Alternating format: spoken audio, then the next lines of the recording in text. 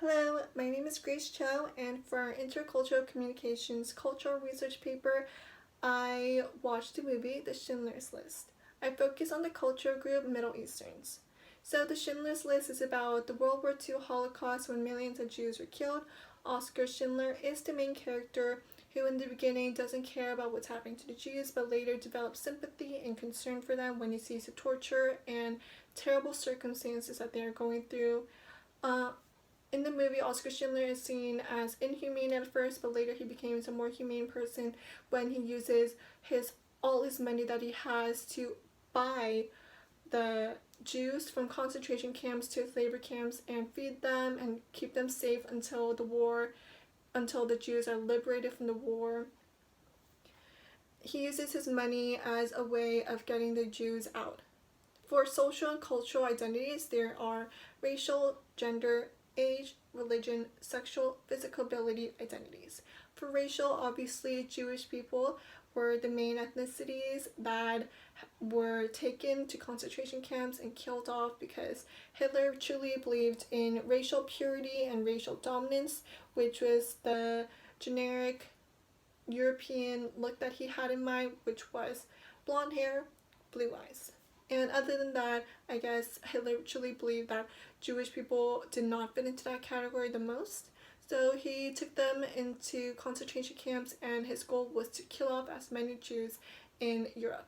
For gender, although the duties of male and female Jews in concentration camps were similar, such as labor duties, they had some differences. Male did more heavy duty work such as architecture, manufacturing, and women did more womanly duties such as household duties and cleaning and cooking, and often they were taken as whores for the Nazi soldiers' pleasures. For example, Helen Hirsch was taken by Amon Goth to his house to be his servant and take care of his pleasurable needs.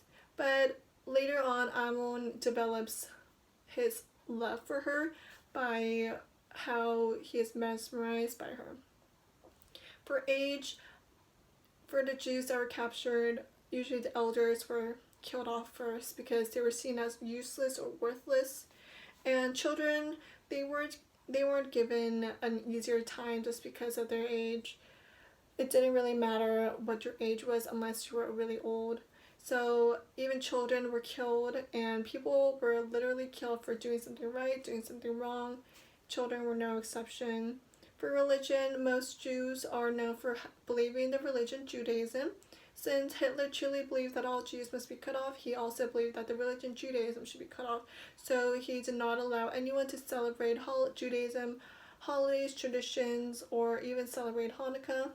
And for sexual orientation, although it was more taboo and not more clear and confident for people to come out as gay or lesbian, if they did, they were immediately killed off because Hitler believed that those people were impure or disgusting, which is very different from nowadays.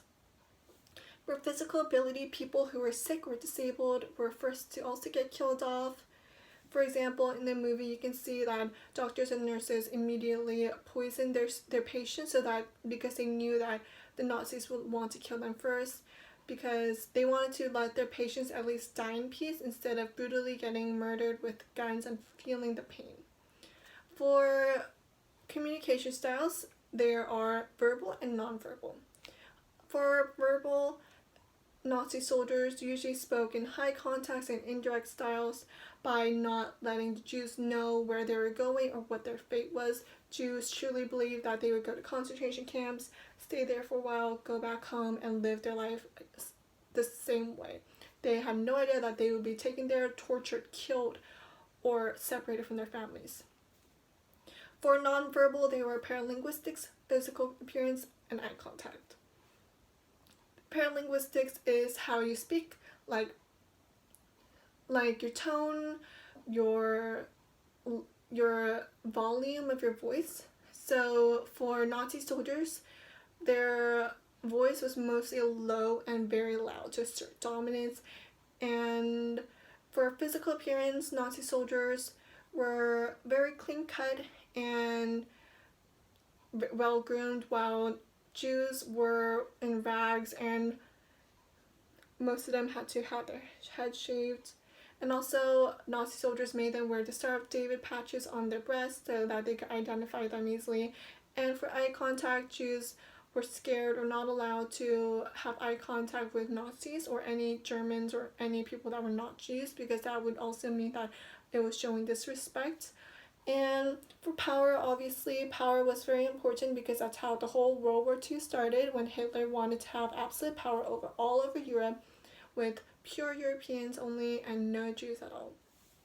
So power is an important dynamic in the movie, and during World War II, the soldiers really showed the hierarchy power when they were power among the soldiers. So the highest ranking soldier would usually be able to determine everything that was going on in the camps, and the soldiers would follow. From the movie and paper that I wrote, although I already knew a lot about the Nazis, the Jews, World War II, and the Holocaust, I was able to get that feeling of great sadness and sympathy for the people that were killed off just because of their religion, their race, their age, their physical abilities, their sexual identities. And obviously in the future we can better communicate with other culture groups and identities. However, these happenings are happening all over again. As we know, in China, Middle Easterns are taken to concentration camps, which show that we have not advanced that much, and our communication with other culture groups and identities is not the best still. We can communicate in a way that's non-violent and not without murder and hurting people because of a stereotype or a generalization, or just killing them because of their race, something that they cannot control. And even if it is something they can control, it is something that they believe in or they choose, especially for religion or something like that. And we can just continue to communicate in a more civil manner where you can talk about each other's differences and respect each other's differences.